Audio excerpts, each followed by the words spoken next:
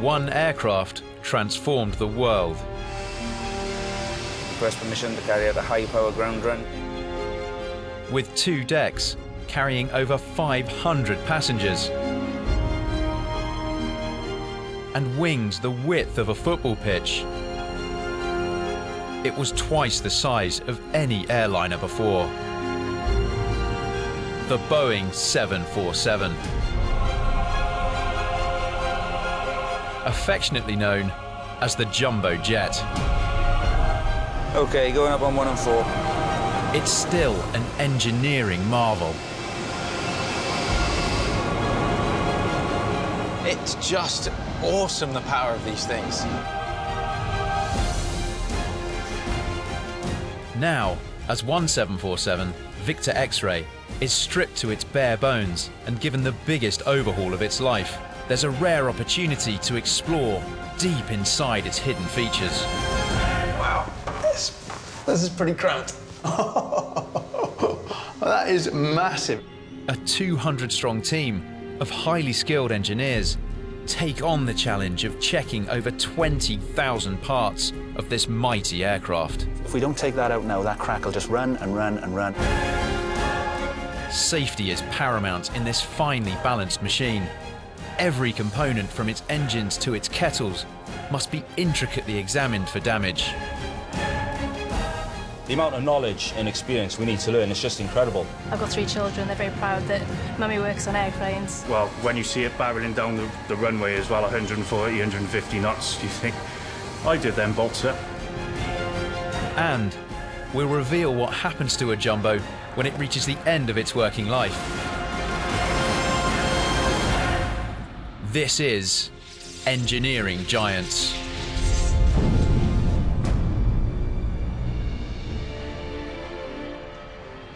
I'm Rob Bell. I'm a mechanical engineer, and I've always loved to get my hands on complex machines to discover how they work. I'm Tom Wigglesworth, an electrical engineer with a passion for big machines. And this is Victor X-Ray, the 747 that's about to let us in to all its engineering secrets. This is the shortest flight this plane will no doubt ever do. It's flying just 132 miles, from Heathrow to Cardiff Airport.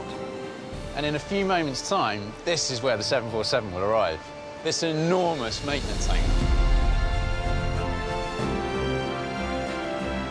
All planes are regularly maintained, but every 6 years, 747s come here for a complete overhaul. That means that they're stripped right down. Every part is meticulously checked before being reassembled and sent back out into service. This is the first time that British Airways have allowed cameras to film the complete overhaul of one of their aircraft. And we'll be there for every critical stage in the engineering process. This is a perfect opportunity for me and Rob to see deep within the Boeing 747 and appreciate how amazing these enormous machines are.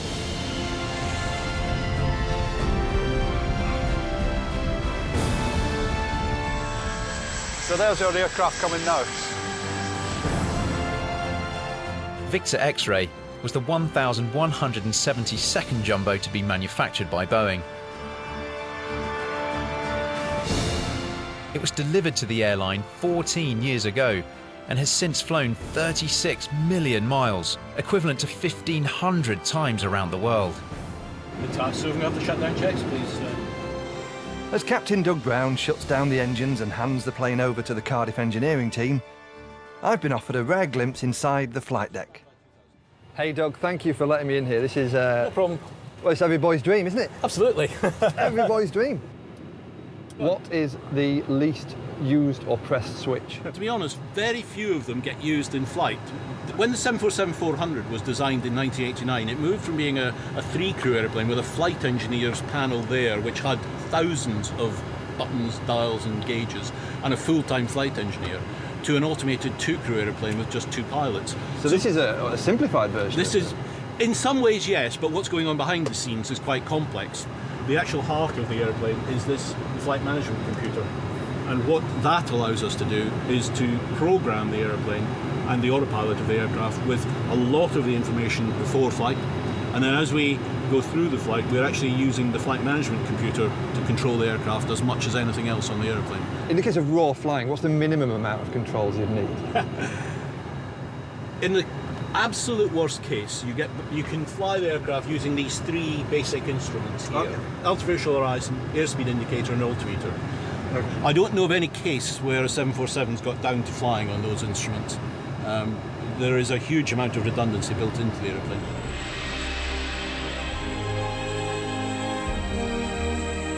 Now, it's time for the £200 million worth of 747 to be carefully towed into the maintenance hangar, where it will live for the next 5 weeks.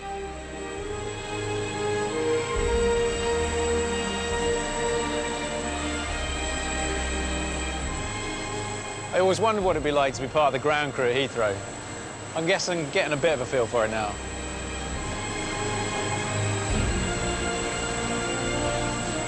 Handbrake on, good to go. Now I can finally climb aboard through what is currently the only way in, a maintenance hatch in the belly of the plane. Welcome aboard, BA Flight 319. Thank you very much. How's the flight? Excellent, thank you. Oh, cheers. I'll give you a hand. Here we are, first class. It's pretty spacious up here. Very spacious. Been sat in C1A. How's the view from up there? I'll show you. Oh, that's the stuff. Absolutely, yeah. This is 1A. Reserved for the creme de la creme. Absolutely. Which makes this seat what? Mick Jagger's girlfriend. That'll do. Now that Victor X-Ray is safely inside the hangar, the engineering team can begin the monumental task of stripping the Jumbo back to its aluminium shell and forensically examining all of its critical parts for the smallest defect. Because number one to us is safety. Safety, safety, safety. We are looking after people's lives here. You can't make any mistakes. You gotta be right all the time. You know, there's no garages at 36,000 feet. Over the next 5 weeks, engineers will work in teams within different areas of the plane, methodically searching for any signs of damage amongst Victor X-Ray's 6 million components. One day we come into work and we'll be doing the cabin, which is very involved. There's all sorts of different disciplines of engineering that the cabin holds. And the next day we could be on the wing. The next day we could be doing the engine runs at the end of the check, which is pretty exciting. This complex operation will take over 30,000 working hours, with the team having to complete 12,000 separate jobs. We pretty much run 7 days, 24 hours. General Manager Bill Kelly is in charge of the maintenance facility. How many years would that be flying for? Well, this aircraft could fly upwards of 25 years. Really? So, yeah, absolutely. Very robust, very reliable, strong aircraft. And when well maintained, as we do, they'll go on for many, many years yet. Bill and his team are under massive pressure to finish Victor X-Ray's overhaul on time. On the same day it's due for completion, the Jumbo is scheduled to fly passengers to South America. Delays can cost millions of pounds. You know, you get something wrong in maintenance where it delays you by a day or 2 days, it can really start to impact the rest of your operation. So you need to be on the ball, you know. Much of the work on Victor X-Ray's fuselage needs to be carried out at height. The tip of its tail fin is 20 meters above the ground, so the aircraft will be surrounded by this rig, designed by these engineers specifically to fit a 747. It's not until you get right up close to the tail fin, like I am here now, that you get a sheer sense of scale for the whole thing. From the tip to the ground is almost 70 foot. And looking back along to the front of the aircraft is a perspective I've never seen before. It's seriously impressive. The first big engineering challenge is to test one of the plane's heftiest components, the 18-wheeled landing gear. Locked into the scaffolding rig, the plane can't be propped up like a car, so its 180-ton weight is supported on 3 jumbo-sized jacks as the floor is lowered.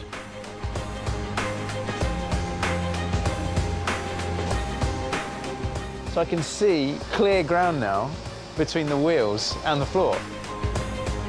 A failure of the mechanical systems that lower the landing gear could be disastrous. So this is the only occasion when engineers have the opportunity to check that the wheels can drop safely if the pilot has to rely on gravity. Whoa, jeez. And here they come. The landing gear weighs as much as a double-decker bus, so if it was simply allowed to fall down, it could potentially cause serious damage. Just getting the front one done. So its mechanisms are designed to offer enough resistance to control the speed of deployment. So now they've dropped. The guys are just giving them a push to get them finally locked into place. If you're in air and you had to do that, the pilot would just kind of swing the plane a bit and get them to swing out and lock. And for the back gears there, the air pressure that's flowing past it would lock those back into place. What are these two plates at the top here? Well, on the nose wheel, you've got no brakes. Okay. So when the aircraft takes off, the wheels are spinning pretty fast. So those are basically big scuff plates. The tyres will hit them, and it just slows them down and stops them. Okay, okay. Inside Victor X-Ray, the cabin team are preparing to strip out all the seats. Melanie Gedders and Janice Nash are among a growing number of female engineers working at the facility. You say you work for British Airways, everybody knows the label, the brand, and they assume that you're cabin crew, you know? They don't naturally assume that you work in engineering. So it's something to be proud of. I've got 3 children, they're very proud that Mummy works on airplanes and fixes airplanes, so that's definitely one to tell the kids. Brilliant. Yeah, you go home from work one day and all your friends saying about you've been stuck in the office, and then you go and say, I've been walking the wing today, and they're like, wow, it's great. Through rigorous training, engineers must learn every facet of the 747. Stan Williams first worked on the Jumbo 19 years ago, and flying on one has never been the same since. I'm listening for everything. You listen out. You can't help it. I wish I didn't. Sometimes I'll put headphones on because you don't want to hear. There's lots of noises, different noises that go on an aircraft when it's in flight. And but you can't help it. It's in our blood, if you like. Before everything disappears from the cabin, This is the CSD's office. cabin crew member Becky Wadsworth has agreed to reveal some aspects of working on a 747. She spent over 10,000 hours in the air on planes like Victor X-Ray, where space is extremely tight. Meals, these are the ovens. These are the ovens, Yeah. OK. On an average flight, Becky and her team will serve 300 passengers over a ton of food and drinks. Is it true that when there's 2 pilots on board, they have to have a different meal? That's absolutely. So, you know, should there be something wrong with the chicken, for example, then you don't want them both coming down ill with the same things. And it's those little flashpoints that, I mean, who decides first? It's normally the captain. Captain first, co-pilot gets what's left. Absolutely. I mean, the captain will often say, you choose first. Oh, what a lovely English tradition. A 14-hour flight in cramped conditions is hard work. Well, you would hope that they would discuss it. So today's 747 crews are able to use a secret compartment above the passengers' heads. At the stairs, here is the crew rest area. Space is of a premium, isn't it, up here? Absolutely. Cosy. Oh, wow. So what's the longest flight you do? It's about sort of 14 hours from Singapore. And in that time, then, how long would you get to spend enjoying this luxury? You'd get about, yeah, sort of 3.5 hours rest. So I think what you also should have is a little button to call a member of the public up to help. Back down in the cabin, the next test is on a critical safety component that airlines hope their passengers will never see. Go on. Whoa! That was impressive. Failure of the chutes is not an option. With lives depending on them, they must inflate within seconds and stay inflated. So all 12 chutes are sent to the interiors workshop for rigorous testing. Wow, it's huge. Here, specially trained engineers like Michael Wake ensure that the slides are leak-free and inflate at incredibly high speeds. Basically, they've got to open up within a certain time limit, Okay. which on these particular unit is 3 seconds. Okay, so what's the process behind inflating one of these rafts, Mike? The door will open, and then the cylinder then charges 300 psi. And that's this here? Yeah. There's a huge technical challenge with the inflation of such a large device. To inflate something the size of an aircraft life jacket, a small canister can provide enough air. But the same system would require a 3-meter-long canister on an escape chute. So instead, when triggered, the canister of compressed carbon dioxide and nitrogen delivers only an initial boost. The clever technique is that these gases are forced through a narrow gap, which causes them to accelerate rapidly. This acceleration creates a vacuum that then sucks in enough ambient air to inflate the entire slide in 3 seconds.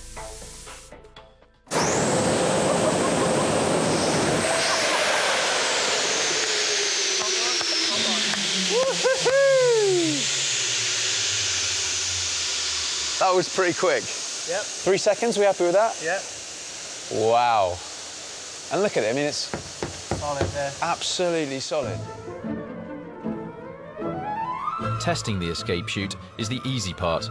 Now, like a parachute, the 30 square meters of material must be folded precisely back into its container, measuring just half a square meter. And that'll take how long? 6 hours of hard labour. Wow. It's as much an art as science.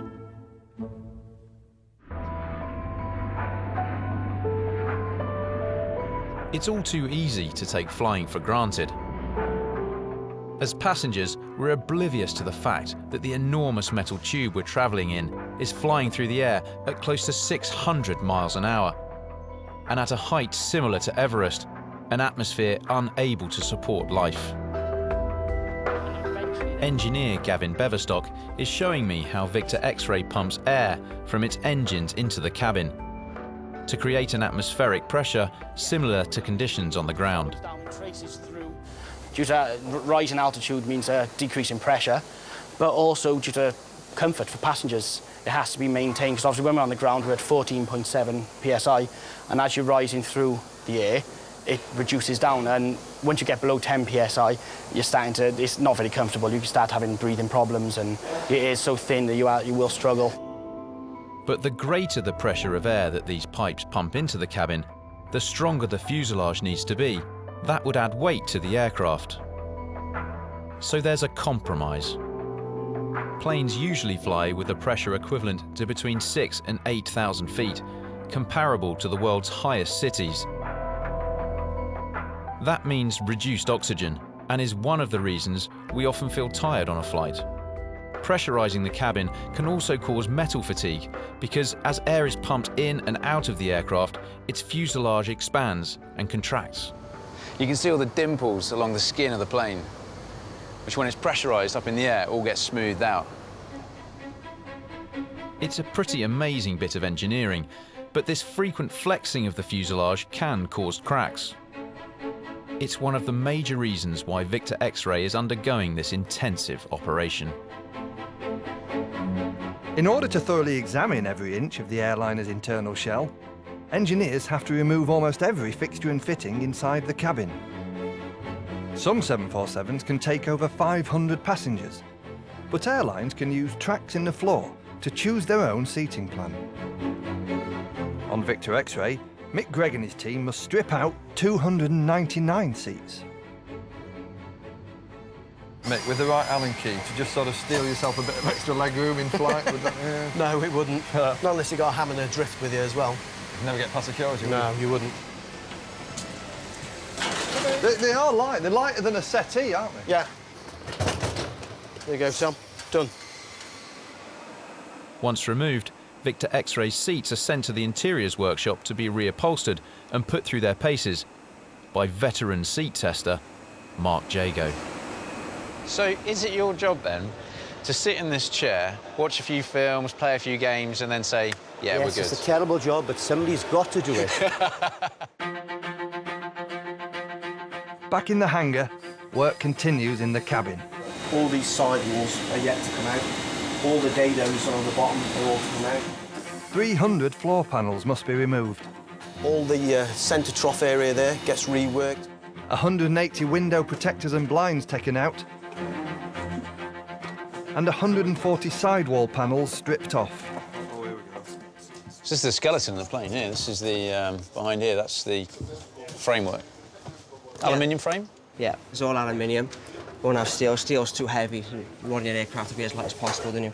And that installation is pretty vital, isn't it? Because it says about minus 50 degrees outside there. Yes, it is. I believe it's about minus 56 degrees, around 30 to 35,000 feet. And that's enough to protect you from that minus 50 odd outside. It's 2 days into the overhaul, and most of the first-class cabin fittings have been removed. The team can now begin the painstaking task of searching every inch of the internal frame for the smallest of defects. And lo and behold, we found a little crack down in the corner, which we're going to put right, yeah. Your favourite seat, 1A? 1A is my favourite. Shift manager Paul Thomas has discovered a minor crack in one of Victor X-Ray's floor supports. Which is right in the corner. You can see the telltale, and it runs right to the corner. They normally emanate from fastener holes or a rivet, and then run out. Or sharp edges, you know. Or... Yeah, well, you can see the line when it's tracking. So, yeah, we pretty much got to replace that part now. And you visually inspect the whole structure? Absolutely. If we don't take that out now, that crack will just run and run and run and run and run. So we found it now. So the floorboards will come up. We'll de-rivet all this area. Just for that, I mean that... Just for that small little crack. Yeah. Reassuring, yeah? It is reassuring, but yeah, because I mean my car is, you know, call that a crack. I'll show you cracks. No laybys at 38,000 feet, I'm afraid. There are no laybys in the sky. There are no laybys in the sky. Absolutely. Yeah.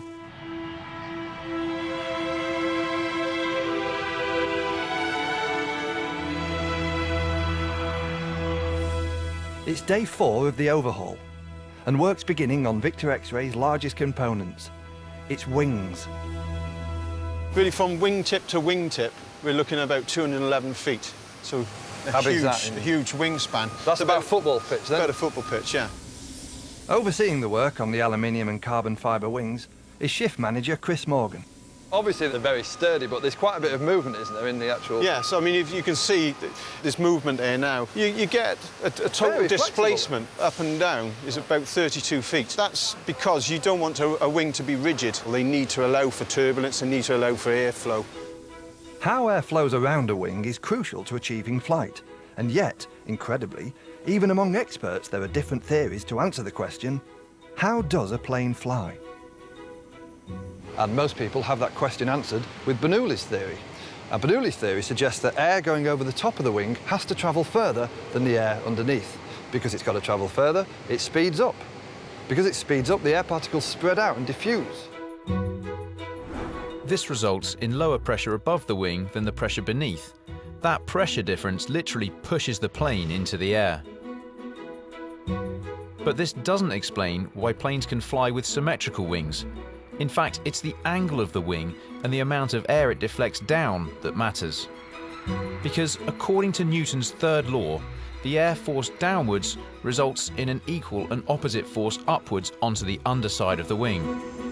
At the right speed and angle, this is enough to lift the plane into the air. In flight, Victor X-Ray's wings are subjected to enormous forces. Apprentice Lewis Robinson Hoare has been scouring the surface of this wing to find any damage that may have occurred. We found some damage during inspections, which the damage is around there, where all that is pulled away from the structure below it. OK, so the composite started to come apart. Defect spotted. It can now be repaired. It turns out that Lewis's engineering passion runs in the blood. 3 generations of my family have worked there, so it's just run with the family, I suppose. Yeah. And are they on shift with you sometimes? No, my dad's on the opposite shift to me. OK. Which is OK. And my Bampy's retired now. Yeah. So, but he used to work in here as well. Lewis's next job is on Victor X-Ray's flaps, vital components which increase the surface area of the wings, allowing aircraft to fly at slow speeds. The only way the crucial hydraulic and backup electrical control systems can be thoroughly checked is to remove the flaps. Lewis has to control this crane with absolute precision. The crane has been set to 0.9 of a tonne, which is the exact weight of the flap they're removing. That's so when the last guy undoes the last bolt, the wing doesn't drop to the floor or fly to the ceiling.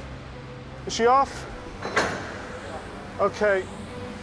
Slowly but surely, the flap is removed from the wing, with barely a millimetre of movement up or down. Let him go. He's all yours now, it's all right? Look at his face, he's loving it. During flight, air passes over these flaps and wings at hundreds of miles an hour. That causes friction and the build-up of static electricity. To deal with that, there are small attachments, known as static wicks. If you could see it, how would that static look coming off here? Does it just sort of fizzle out? Literally that. Visibility-wise, it's often very hard to see. Yeah. But you will still get sparking that will occur. Slight sparking, right? Yes. Sometimes in the high, electric storms and certainly in a lightning strike, we will get these like sacrificial. They will take a little bit of a battering. On average, every aircraft is hit by lightning once a year. So how does a plane deal with this phenomenon? This laboratory at the University of Cardiff holds the answer, because this is one of the few places in the world where scientists, led by Phil Lykower, have the technology to make lightning of their own. It might sound bad doing these lightning tests to planes and things, but absolutely everything on an aircraft has to be certified against all the threats it could be posed to it. The state-of-the-art laboratory tests new materials as aircraft manufacturers look to find lighter, more cost-effective alternatives to the aluminium currently used. So why do planes get hit by lightning? The aeroplane, since it's actually in the sky, it's a huge metal object, it induces the lightning strikes itself, because it's the only thing there. So how do planes survive? To find out, we're going to test this aluminium model, similar to our own 747. Let's blow it. OK. You might have the best job in the world. Sometimes I think so. There's a lot of paperwork too, though. Now, it's my chance to play God. Basically, when I say fire, it's very easy. Just press fire. And fire.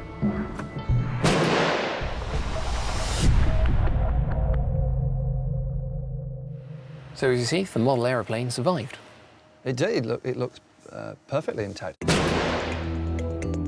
Everything and everyone inside a plane's protected by the aluminium fuselage, which is a good conductor. It allows the electricity to take the path of least resistance, along the fuselage and out again.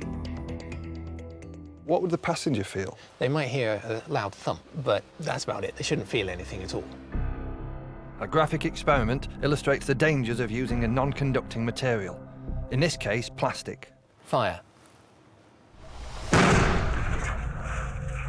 Which is why all new material combinations are so extensively tested.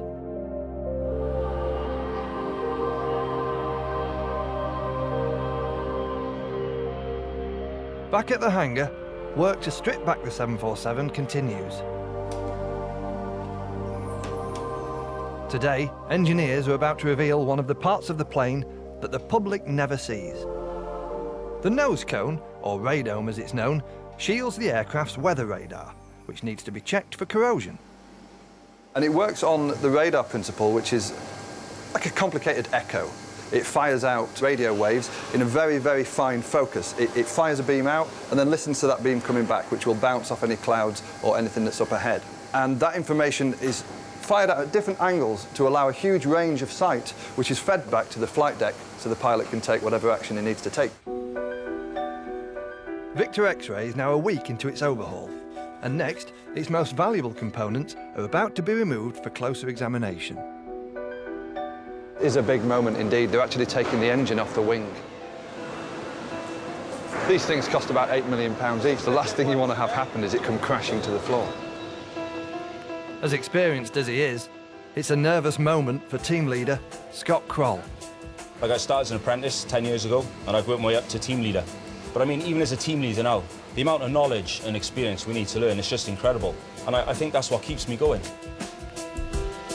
Generating over 60,000 pounds of thrust, an engine exerts enormous pressure on the mounts that hold them in place. It's crucial that engineers remove the engines so they can examine these fixtures for signs of wear. The pylon is that big bracket, if you like, you can see, which connects the engine to the wing. The engine to the pylon itself has got 8 bolts. 8 bolts? Yeah, so just 4 at the front and 4 at the back. And that's what the boys are undoing now. They're undoing the forward back.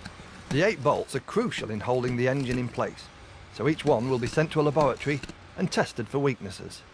It is, yeah. These all get sent away now, NDT'd, but we'll have a new set going back on. NDT'd, non-destructively tested. Nice. Maybe X-rays. Yeah. Yeah. Ultrasound. Ultrasound, of course. Maybe, Looking inside, yeah.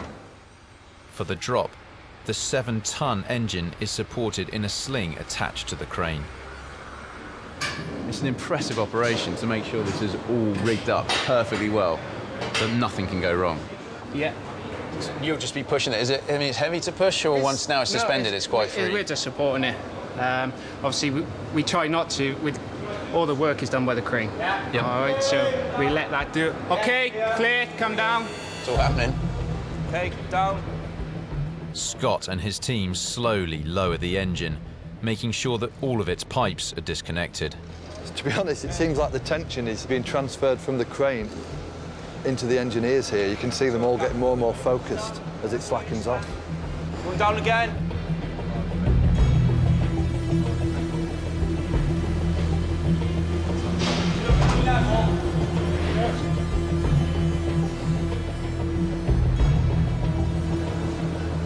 I don't think even steel toe caps would withstand the force of one of these coming down. Looking pretty good. We're almost there. Yeah, it's in. It's in? Yeah, we're good. And that, ladies and gentlemen, is a wrap. So at the end of the day, Scott, when you go home, you still got that job satisfaction with you? Oh, definitely. I mean, you know, every day I go home and I see my little girl and she says, Daddy, how did your day in work go today? And I say, honey, today Daddy fitted an engine. Not just any engine, an RB211. Oh, here we go. Full-on impression now. Yeah. When turning, the big fan at the front sucks in air, which is then compressed, mixed with a mist of fuel, and ignited in a combustion chamber. This produces a huge, continuous blast of energy in the form of hot gases.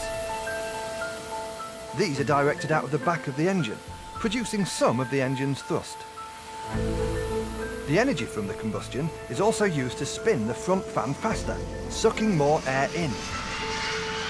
This air is directed around the outside of the core and forced out of the rear, producing the rest of the engine's thrust. The 24 precious titanium fan blades, which provide the lion's share of the aircraft's thrust, can now be removed and examined by Chris Thomas and his team for damage. Is it heavy? Can I have a... I mean, it's not inconsiderable weight, but it's lighter than I thought it would be. The titanium blades are hollow to save weight. So what exactly are you looking for when you're doing those inspections? OK, when I inspect the blade, I inspect the surface of the blade, the leading and trailing edge of the blade for any erosion damage, any chips or dents, and corners missing, and any impact damage you can get on the surface of the blade. Blades can be damaged by hail or bird strikes. All the blades I've got on the blade root here. You can see all the markings on the blade roots. Yeah. Each blade is serialised, and they're put in a specific location to balance the hub. So much like on a car wheel, say, when you've had something done with your car wheel, it needs to be balanced. So when it's going around a high speed, it's not causing a load of vibration. So if you've had to do some work on one blade, you might have to rebalance the whole thing, not just that blade. That's right, yeah. Wow.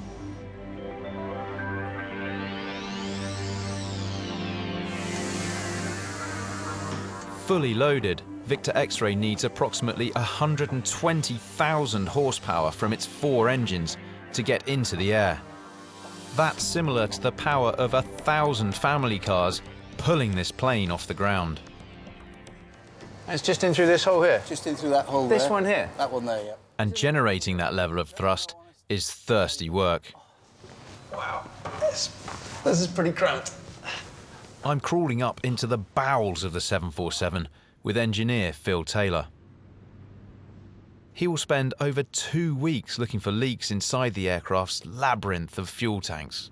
So Phil, it's the main tank here. We're in the centre wing tank, which is situated between the two wing sections. Above you is the cabin area with the cabin seating. Okay. And you're in the forward mid-section of the aircraft, basically. It holds 65,000 litres. 65,000 litres? Certainly.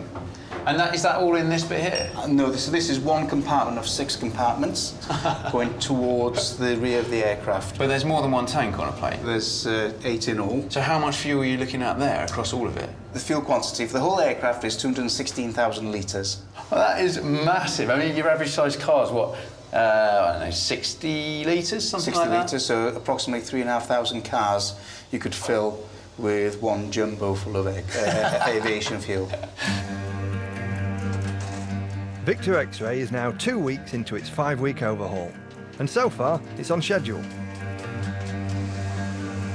Engineers have completed over 5,000 of the 12,000 jobs that need to be done before the 747 can be classified as airworthy again. In the cabin, the last remaining floor and wall panels need to be stripped, along with a toilet module.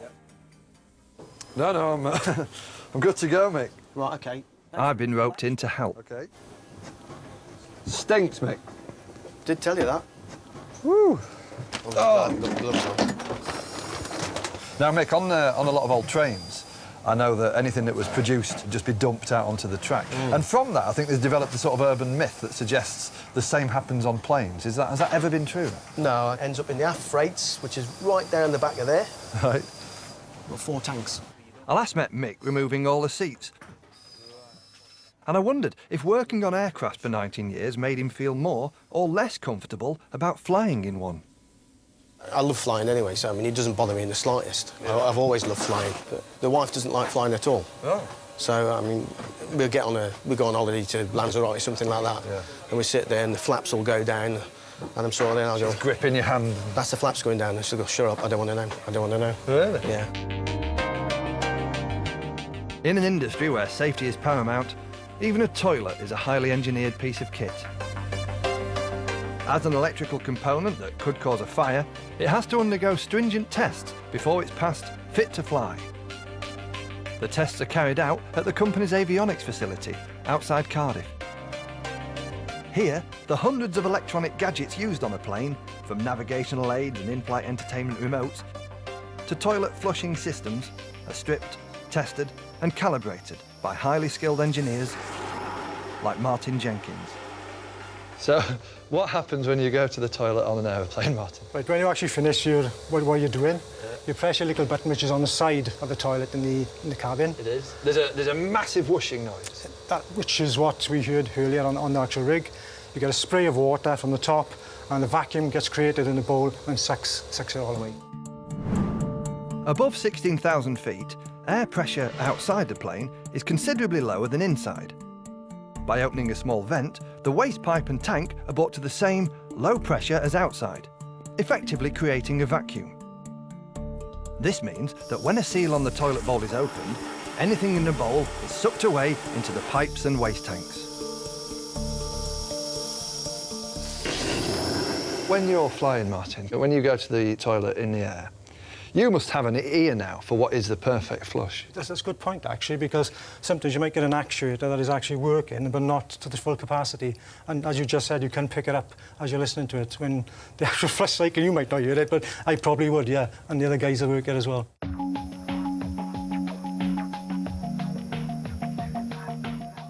Although it might seem over the top, this level of testing's not without good reason. On a flight, electrical power's at a premium, so even the kettles are tested to make sure they don't use too much electricity and take it away from a more important system.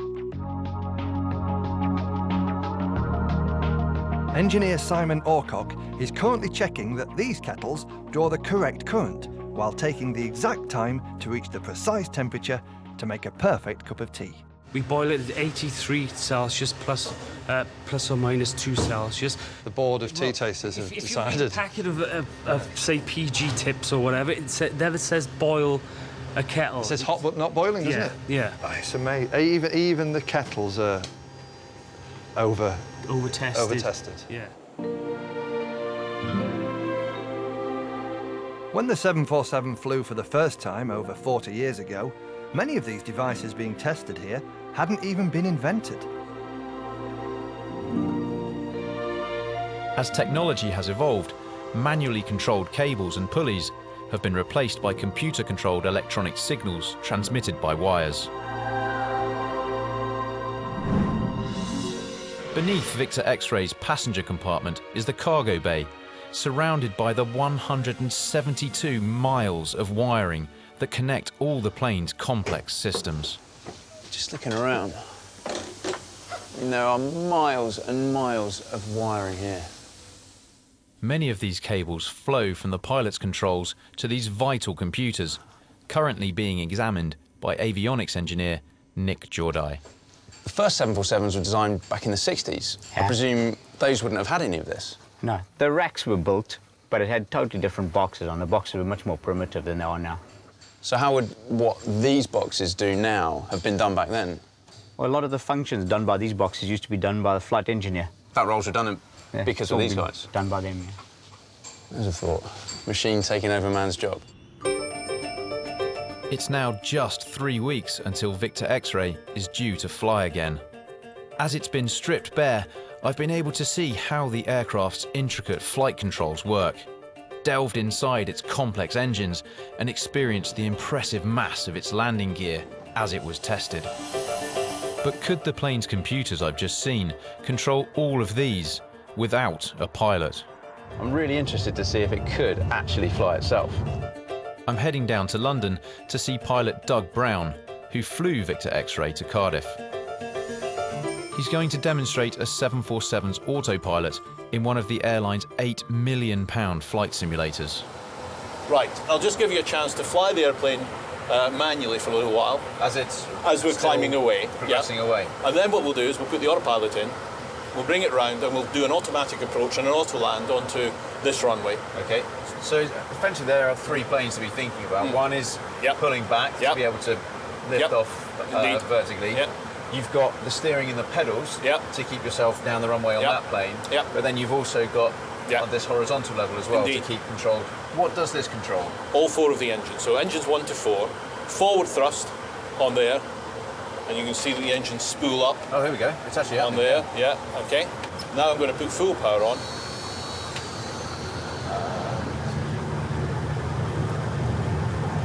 Right, now we're coming up towards the speed I'm going to ask you to pull back at. Oh, really? Oh, there we go. And rotate. So back on the control column.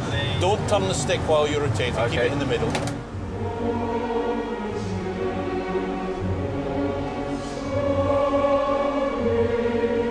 That's nice. A bit further, I'm going to select the landing gear up. It's amazing. This is amazing. Once up, it's a tight 360-degree turn so that we can simulate an automatic landing. Can you see the airfield ahead? I can, straight ahead, yes. We're going to let the autopilot run through and we'll go right through to an auto land. Would autopilot be able to do that itself? The aircraft will land itself if the pilot has set it up properly to do so. Fine.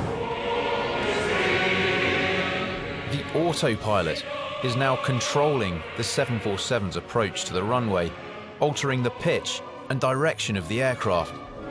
It can also control the level of thrust.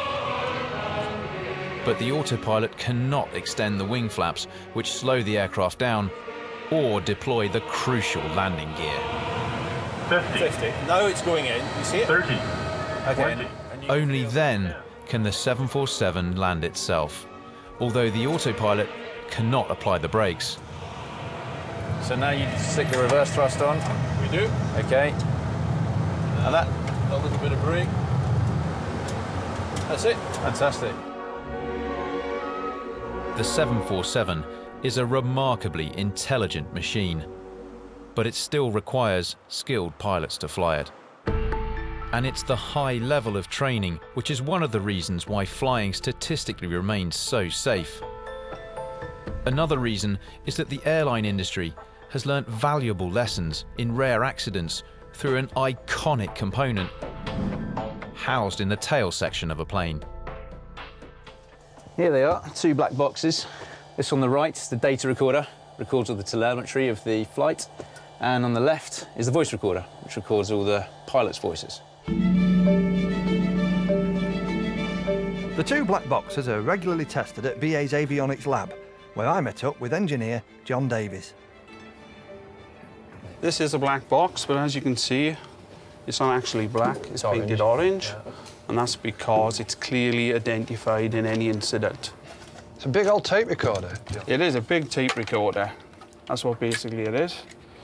As you can see as well, the tape is actually surrounded by two thermal packs, which are chalk. Spring-loaded as well? Spring-loaded as well, yeah. With two thermal packs, which are chalk impregnated with water. So in the event of a fire, that water turns to steam, keeps then that tape at a steam temperature. OK. So it won't destroy the tape. And what sort of temperature range is it specified to? It should withstand 1,000 degrees C over a 30-minute period of time. That's where aviation fuel burns. So the bit you're opening now, inside there, that is the precious cargo of... This is the part they're interested in. It'll record the last 30 minutes of any flight. It may look archaic, and new airliners have converted to digital, solid-state data storage, but tape still does the trick. That could contain the most precious of information that will ultimately be fed back to make sure it never happens again. Exactly, yes, which it has many times. Yeah. To comply with comprehensive safety legislation, all aircraft must work to strict maintenance schedules, including detailed tests every year and a complete overhaul every 6 years. At 14 years of age, Victor X-Ray could still have another 10 years of flying ahead of it, but there comes a time when a 747 is just too costly to keep maintaining. Then it's worth more as spare parts than a complete aircraft. This is part of your flaps, part of the Kruger flaps. Okay. Mark Gregory is the boss of Air Salvage International. We're obviously the largest dismantling company in the UK, in fact in Europe. At Cotswold Airport in Gloucestershire, Mark and his team salvage over 40 aircraft a year. These here, can we have a closer look at these? Can, yeah, they are 747 inboard landing gears removed from a 747-400. If it's done a huge amount of landings, then the value of that is kind of dropping. But I think this has done quite a lot of landings. But it's still, still not cheap. Roughly how much then? You're probably looking at about $300,000 for a set of landing gears like this. On a 747, Mark will salvage up to 1,200 parts, which will eventually be sold to airlines around the world. Precision electronics means a second-hand coffee maker could fetch up to £3,000. Even a simple bowl for the toilet could sell for as much as £500. These are the front screens off the 747. They've got very high value, and I would say probably about $30,000. What, each? For each screen, yeah. Because these ones here, obviously, they're heated. They're heated elements running through them. I think they're gold heating elements that go through them. Well, OK, so in here now you've got... So that there's They're gold very running... thick. They're really thick screens. They're laminated as well. You can just see the elements. In there. Yeah, at the top, yeah. A bit like your car heated front screen as well. That hits home there. Yeah. The value of the whole industry now. Yeah, it's massive, absolutely massive. 80% of the salvage value of an aircraft comes from its engines. This is a 737 engine. This has probably got a resale value of about 1.2 million, I suppose. Wow. And going back, the bigger engines at the back, they're a little bit more. Once all the valuable parts of the 747 have been removed, what's left of the aluminium shell will be tackled. And after almost 3 weeks, Victor X-Ray is now at a similar stage of its overhaul. 18 days ago, this plane was flying passengers around the world. And today, what it looks like inside is a far cry from what it would have been then. In this skeletal state, there are signs of the 747's evolution. We're right at the very front of the aircraft here, and above us is the flight deck. And just looking around, even in a plane as modern as the 747, it's surprising to see how much mechanical equipment there is, as well as obviously all the electronics. Victor X-Ray still uses the Jumbo's original cable and pulley system to control some of the aircraft's most important functions, including the landing gear doors and the rudder. And then finally, right at the back here, hopefully, yeah, you see the cables heading off through the cabin and off to the rudder. Keeping it mechanical, keeping it simple. Ah, the flight deck. Looks a lot different now without the seats and all the flight instruments. The Cardiff team now have a tight deadline to turn Victor X-Ray back into a fully working plane. It's booked to go back into service in just over 2 weeks, on the same day the complex process is due to finish. But when a 747 has come to the end of its working life, like this one at Cotswold Airport, there's no turning back for Mark Gregory and his salvage team. We've removed over 130 tonnes of equipment, and all we're left with is now 100 tonnes of aircraft, which has got very little value because the only value that's there is the metal. At this point, the final part of the demolition process can begin. So we'll take the tail off first, chew the tail up.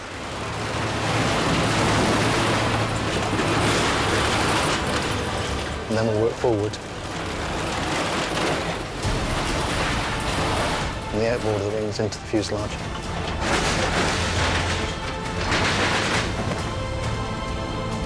And then through the rest of the body then. Doesn't take very long. It's about 3 days to do a 747.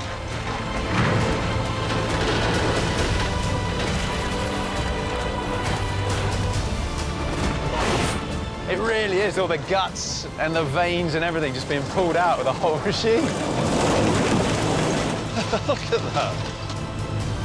Very soon, this 747 is nothing more than a heap of scrap metal.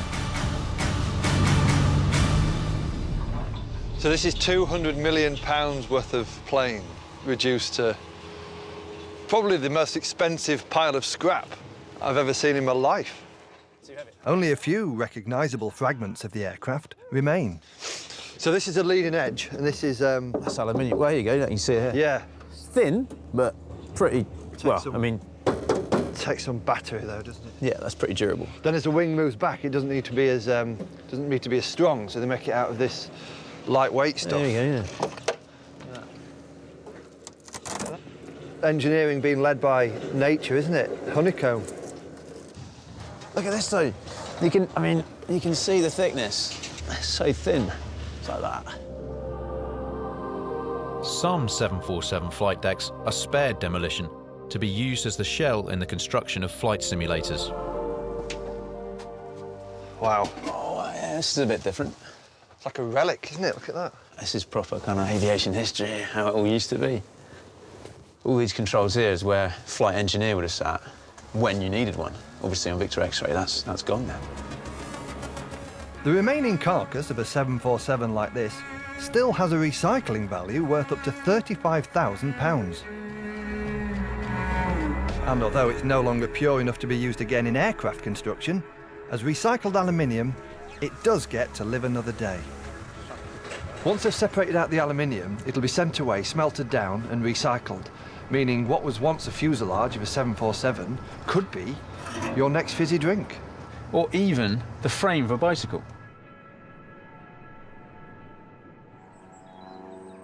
We're on our way back to Cardiff, where Victor X-Ray should now have been given a new lease of life. Last time. Last time indeed. It's heading out. Tomorrow evening, it's due to head back into service.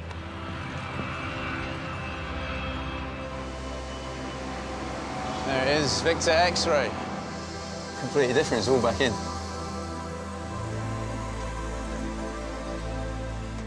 It does smell new. It does smell new. Last time I was here, this was all completely open.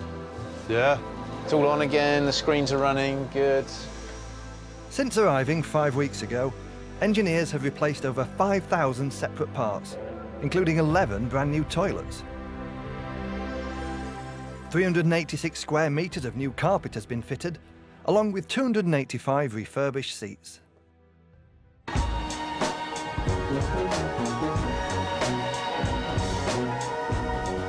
And there are 14 brand new first-class seats, for passengers paying upwards of £5,000 a flight for the luxury. Wow. Oh, wow. Hey. Oh. Oh. It's mad to think it does all this and it flies. In just over 24 hours' time, these seats should be occupied by paying customers en route to South America. So now, for the first time in 5 weeks, Victor X-Ray is towed from the hangar for the final critical tests that need to be carried out to ensure all the parts of the aircraft, including its 4 engines, are working.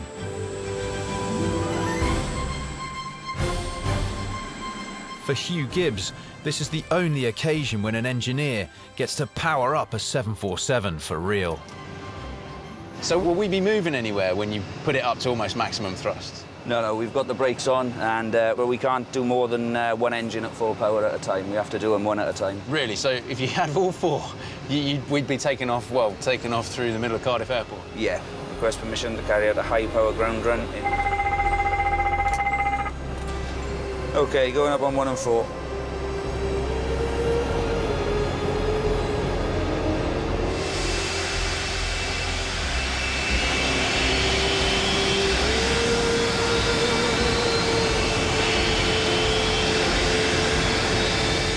The sensation of being here right now is kind of what you get when you hit turbulence mid-flight, but yet we're here on the runway sat outside Cardiff Airport.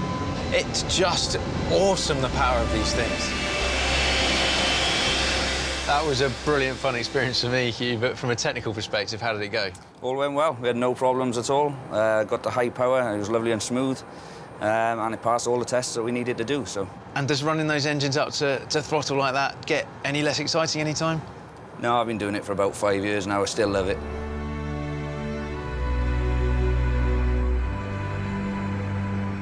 The following day, and on time, Victor X-Ray is ready to bid farewell to Cardiff.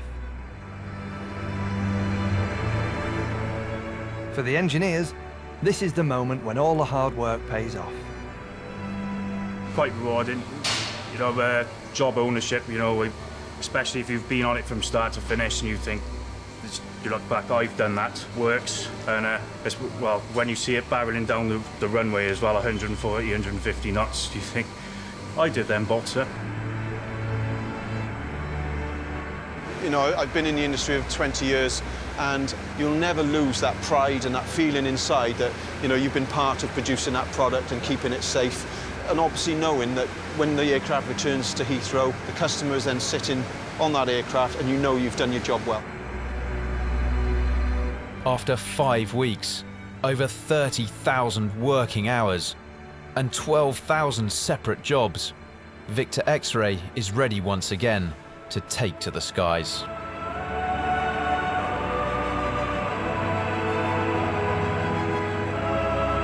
And for the engineering team, who have painstakingly stripped the aircraft down and built it back up again, there's the satisfaction of knowing it works.